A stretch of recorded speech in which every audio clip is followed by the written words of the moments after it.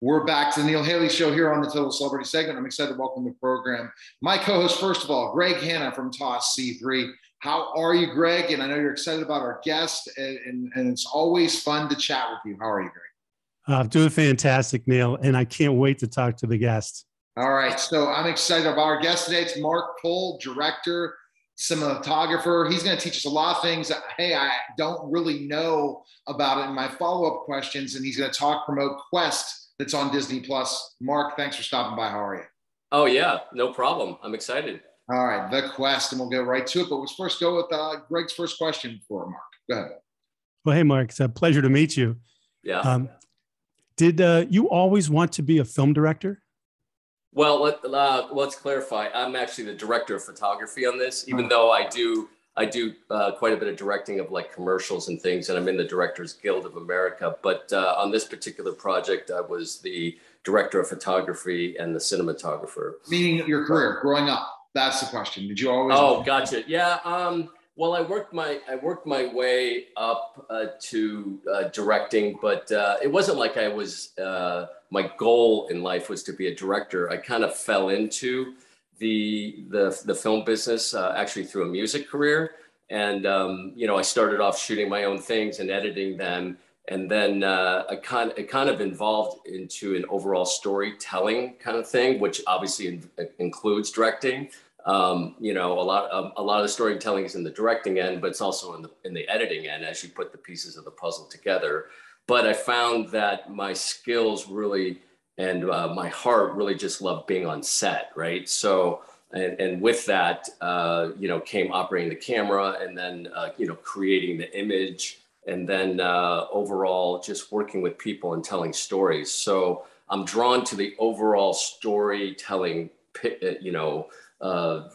career. I love all of that together. So yes, directing, and then also obviously directing photography is a big part of it. And as I get on larger and larger shoots throughout my career, I moved more into the cinematography directing part, which is obviously vital to the storytelling piece. And but working closely with directors and understanding blocking and understanding framing and understanding what the image says to the audience and how you compose it, and how you can tell stories without even words.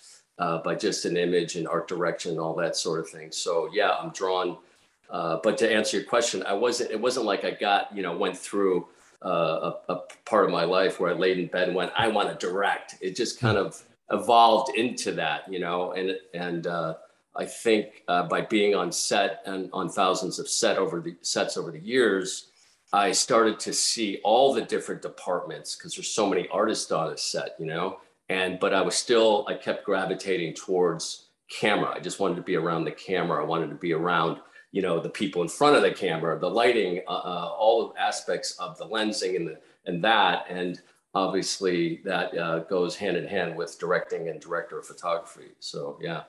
It's interesting. So the mixture between photography and film, kind of define that, how you're talking about photography versus the camera of the film.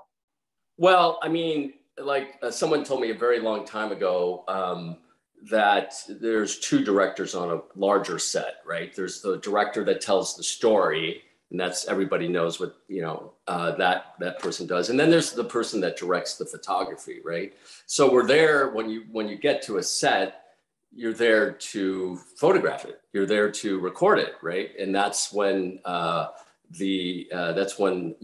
really jump in with that, but. So much of it is a very tight collaboration with the storytelling director, because the visuals are storytelling, right? So as we know, we've seen lots of movies that have, really very little dialogue, but yet the visuals really tell the story along with the music and everything. So it's a very collaborative process. And I think that's really exciting, because that's especially when you go to different locations, and you have different scenarios with different lighting and different issues. And again, there's an instinctual process to it that I really enjoy, photographing things and running the crew and making sure you stay on schedule without losing your creative vision. That's always the challenge. So most of it, also, you know, it's an artistry, but it's also, you know, like I said before, it's sort of a spiritual, instinctual process of, you know, reading kind of where things are going to go in the scene, and how the actors are going to react, and the blocking, and kind of going through all of that with them, at the same time being somewhat invisible, right? Because we don't want to really draw attention to the camera. We really don't want to distract the actors. We want to be, you know, very mindful of that sort of thing. And again, staying with the overall creative look, and also staying on schedule, and battling, you know, weather, battling sound problems, battling all kinds of problems. And it's a very exciting and stressful position, but that's really what I love about it, because it's always different. It's never the same, right? It seems so different. There's more questions to think about and all these things because we don't see those examples. The final piece of the puzzle, Greg, I'll go back to Greg on this, is when we finally see that movie, or we see that TV show, or we see that streaming or commercial, we don't know all that goes into it, Greg. And we're learning this from Mark, aren't we, Greg? No, man, it's amazing. So, you know, Mark, talking about the storytelling, what was it like working with a creative genius like Francis Ford Coppola? Well, I worked mostly. He produced a movie I shot for his nephew, Christopher Coppola.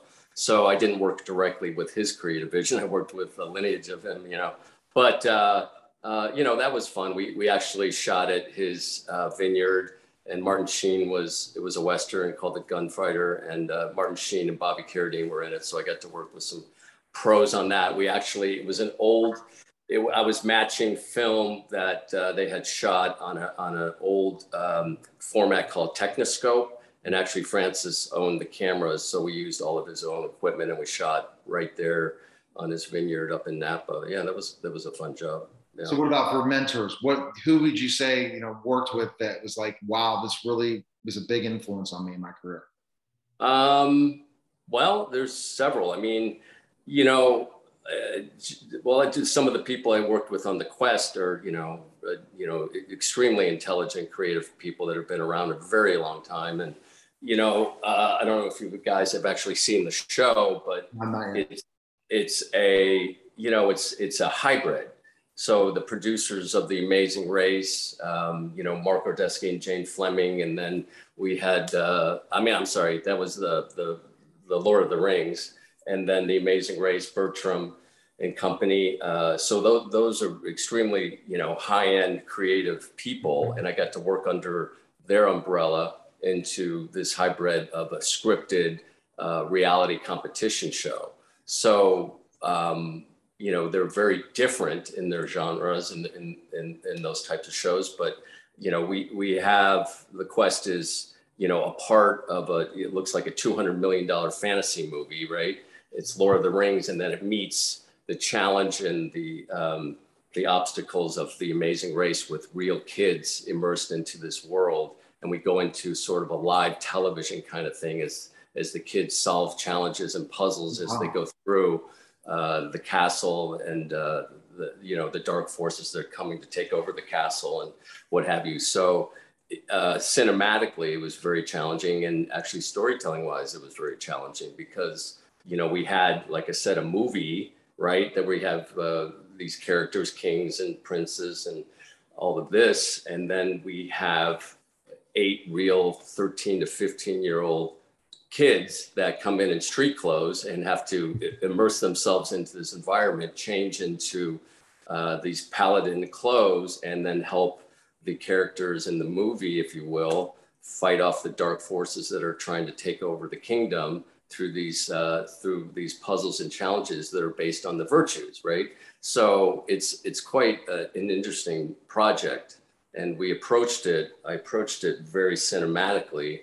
And, you know, instead of going into a reality type look, when we went to the reality competition, we stayed with our cinematic vibe of, you know, Lord of the Rings. And right. we saw that all the way through. So that's something that I don't think has ever been done. And we actually shot a widescreen anamorphic, which I don't think has been done in any reality type competition. So it's sort of, when you watch the show, it's seamless. It goes right into these live challenges looking like Lord of the Rings. So I think it's quite different. And I think the team we had in place, it was actually fascinating working with all these, the creative people, and then in mixing the stories, and it works very nicely. It's really a different piece of cinema for sure. Wow, it seems like a different piece of cinema, and it's something, Greg, when you talk about, the discussion as we're talking about the Quest that's going to be on Disney Plus. Greg, when I heard the name, the Quest, and look at the poster, you wouldn't think it's the real kids. Adding that to the competition makes it something unlike anything else, for sure. Yeah, and when we went into it too, Disney didn't want it to feel like a reality show in any way. So therefore, there's no interviews, right? There's nobody looking at the camera. There's no what we call background packages. Usually in a reality type show, you do background packages on people to establish who they are. This is Timmy from Ohio. He's a math student, whatever. We didn't do any of that.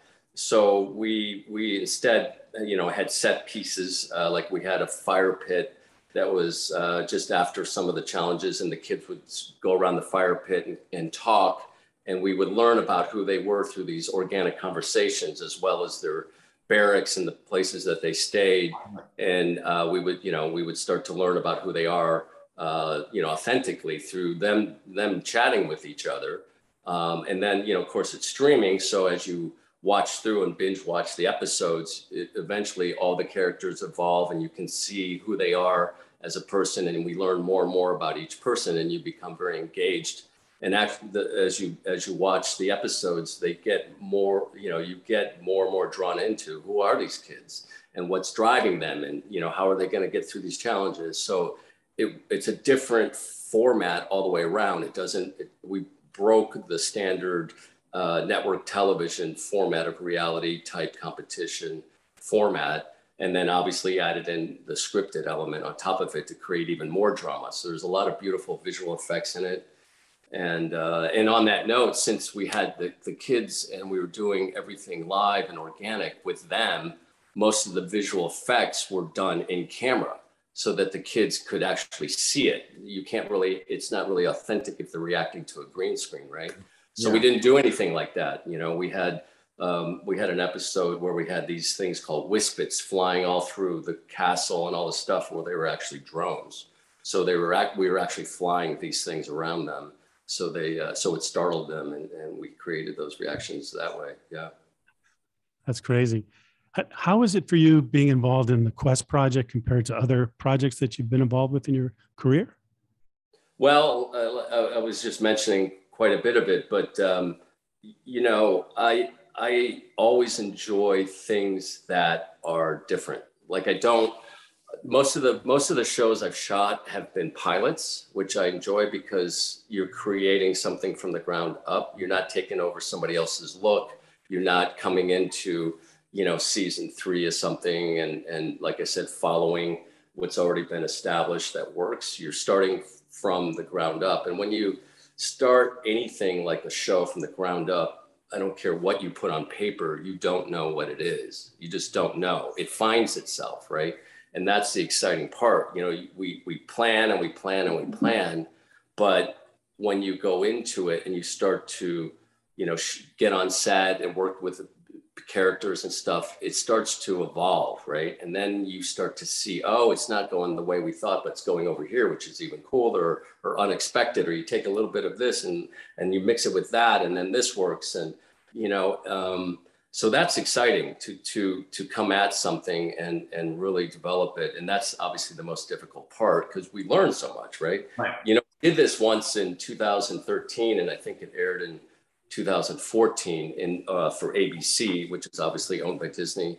And it was a different show, but we shot it. I mean, it was called The Quest, but it's not formatted quite the same as this one.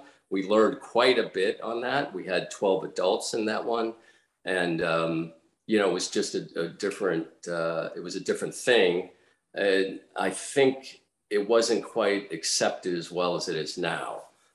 Because I think now, years later, our viewership is different. You know, we didn't really have, you know, FaceTime and Zoom and where people are immersed in like what we're doing right now. We didn't have this type of technology where people are as familiar with the cameras being around. You know, they accept that.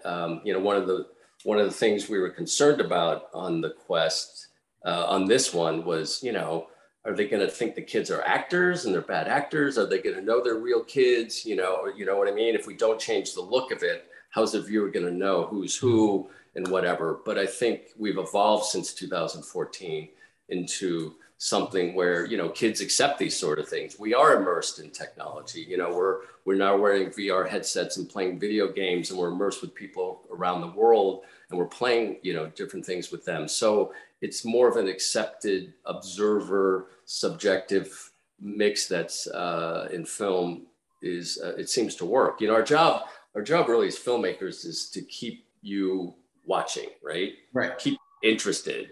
Well, the Quest definitely does that, because you want to see what is this, what's going on, and then that drives you to keep watching it, you know. So exactly, the drive to keep watching something. And when you start thinking about, so the Quest kind of puts together a bunch of different things. What themes do you think that you see in the Quest that might be in other shows, because you're adding the reality portion with the kids with the Quest, but in a more of a Harry Potter theme? What kind of themes would you say the Quest brings? I'm looking just at the poster in general and some of the things you're putting together and the effects and everything of this.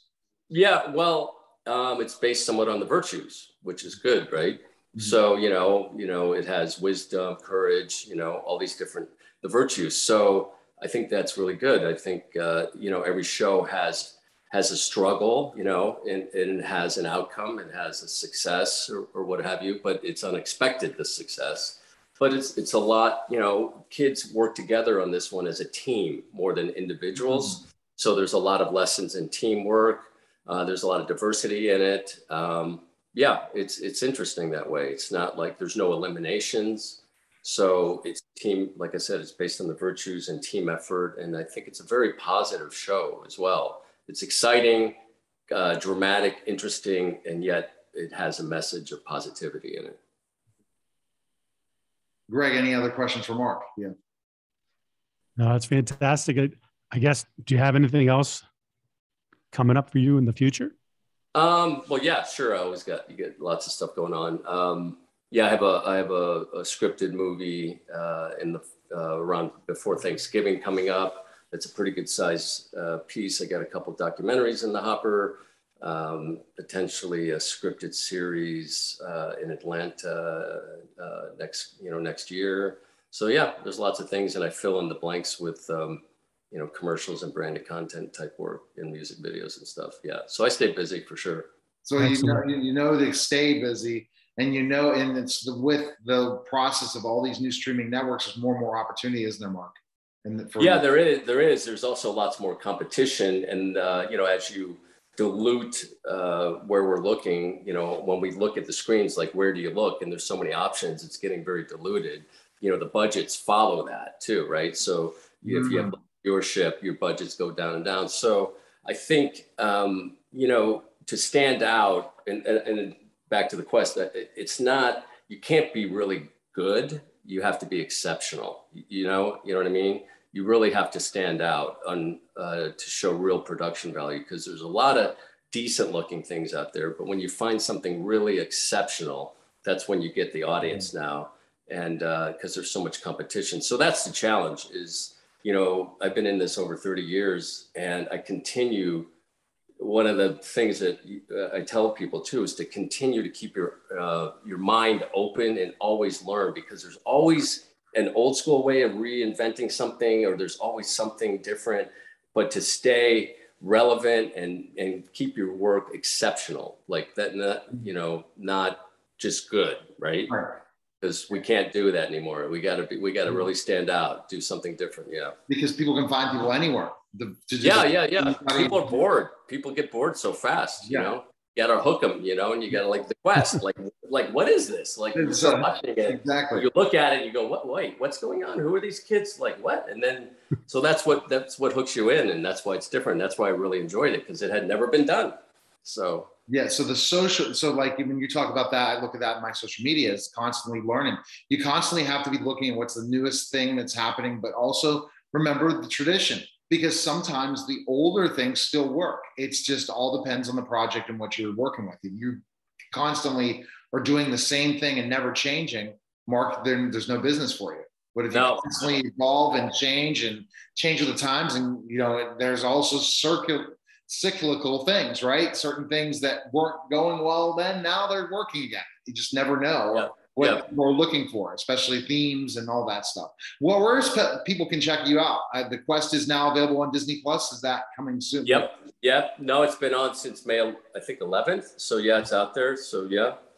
Spread the word, and it looks great too. Disney, you know, they have a really, I don't know exactly the technology they use, but it really holds up the quality. You know, it looks pretty much exactly like the masters that we colored and the music and everything. So they do a great job in the quality and the streaming and all of that. So yeah, look for it. And how about also any other, what best place people can find info on you? Where can they go? Oh, I'm on Instagram. Mark MARK _KOHL is my Instagram. You can find me there. Yep. Do you have a website too? Yeah. It's Kohl Pictures, KOHLpictures.com. All right, fantastic. And what is your goal for your business down the line? Where are you looking? Where are you heading next? Like, what do you for your production company?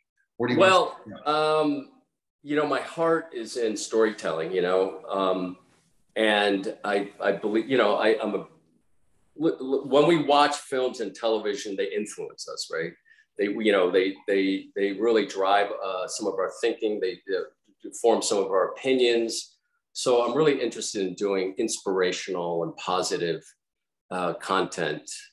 You know, and the Quest was part of that. You know, it's based on the virtues instead of, you know, fear-based and violence and all this stuff that tends to really affect us, especially in the last few years, and bring a sense of fear and all this stuff. I really am interested in bringing a lot of inspiration because the world's a beautiful place and there's a lot of people doing beautiful things everywhere. And I think there's a lot of scripted projects that go around that. And I think there's a lot of beautiful documentaries around that.